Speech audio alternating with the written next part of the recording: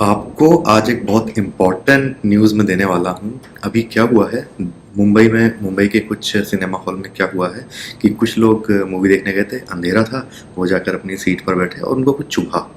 उन्होंने देखा कि वहाँ पर एक पिन लगी हुई थी।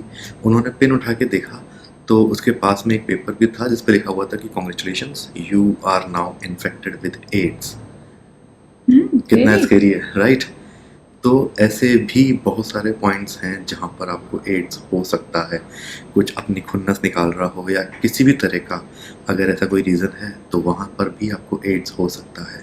तो आज हम बात करेंगे कि किस किस तरह से आपको एड्स हो सकता है, आपको कैसे बचना है और किस तरह से अपनी लाइफ को एंजॉय करना है। हाय फ्रेंड्स, मैं हूँ रानी, ये है डेविड। हम दिल्ली से हैं। हम कपल रिलेशनशिप पे एडवाइस करते हैं। आज का हमारा टॉपिक है एड्स। तो रानी ये बताओ, एड्स होता कैसे है? एड्स ऐसे होता है, अगर कोई व्यक्ति इन्फेक्टेड है और वो किसी हेल्दी इंसान के साथ, अगर इन्फेक्टेड पर्सन का ब्लड या सीमन हेल्दी पर्सन के ब्लड या सीमन में जाएगा तो उसे एड्स होने के चांसेस हैं। तो इसको हम इस तरह से एक्सप्लेन करते हैं कि 3 तरह के लिक्विड अपनी बॉडी में होते हैं। पहला होता है ब्लड, जो सबसे ज़्यादा चांसेस हैं कि वो वायरस को कैरी करे।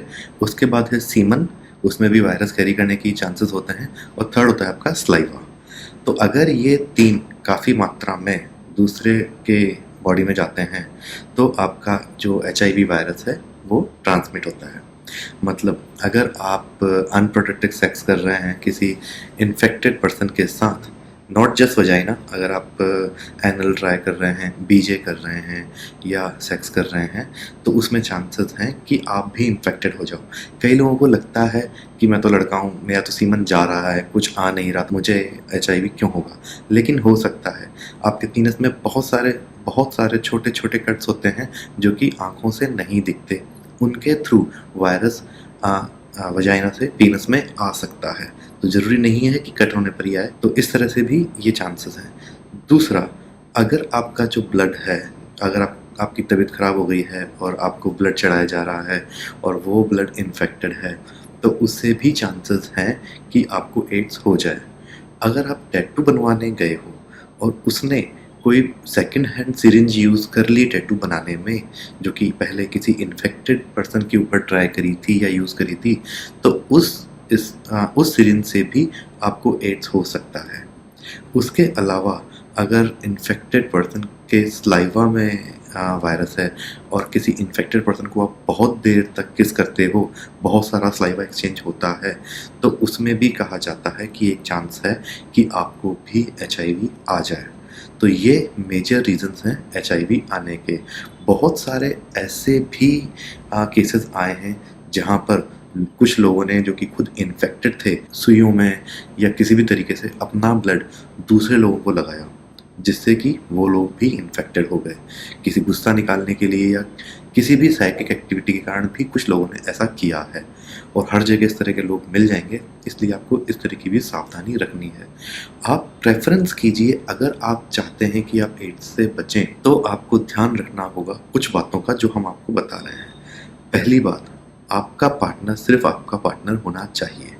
अगर आप किसी के साथ सेक्सुअल एक्टिविटीज़ में इन्वॉल्व हो तो आप कोशिश करो कि वही आपका पार्टनर, क्योंकि जितने ज़्यादा पार्टनर्स होंगे आपके, उतने ज़्यादा चांसेस हैं आपके इन्फेक्ट होने के। अगर आपकी लाइफ में बहुत सारे पार्टनर्स रहे हैं तो चांसेस हैं, आपको टेस्ट करा लेना चाहिए। अगर आपकी लाइफ में आपको लगता है कि कुछ ऐसा टाइम था जहाँ पे आपने काफ़ी प्रोस्टिट्यूशन किया है, तो भी आपको टेस्ट करा लेना चाहिए। क्योंकि अगर कोई सेक्स वर्कर है तो बहुत सारे चांसेस हो सकते हैं कि वो पहले से ही इन्फेक्टेड हो। तो इससे भी आपको दूर रहना चाहिए। प्रिकॉशंस, मतलब कि जो कॉन्डम्स हैं उसको हमेशा यूज़ कीजिए जितना ज़्यादा हो सके।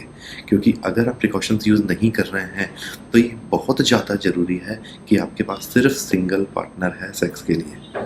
अगर आपके पास एक से ज़्यादा पार्टनर है सेक्स के लिए और आप प्रिकॉशंस यूज़ नहीं कर रहे हैं, कॉन्डम्स यूज़ नहीं कर रहे हैं, तो हो सकता है सेक्स के अलावा भी आपको बहुत सारी डिसीज़ेज़ हो जाएँ जिनको कि सेक्सुअली ट्रांसमिटेड डिजीज़ेज़ कहते हैं।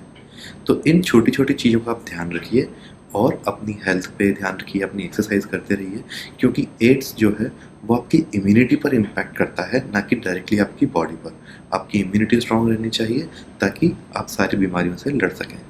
अगर आपके पास स्पेसिफिक क्वेश्चन है किसी तरह का डाउट है तो आप हमारे पास ईमेल कर सकते हैं या कमेंट बॉक्स में पूछ सकते हैं। तब तक के लिए आप हमें लाइक करें। अगर आपको वीडियो पसंद आता है तो प्लीज़ इस वीडियो को ज़्यादा से ज़्यादा लाइक करें, हमारे चैनल को सब्सक्राइब करें और आपको कोई क्वेरीज हैं तो प्लीज़ हमें कमेंट में ज़रूर पूछिए। तब तक के लिए बाय बाय। Bye bye.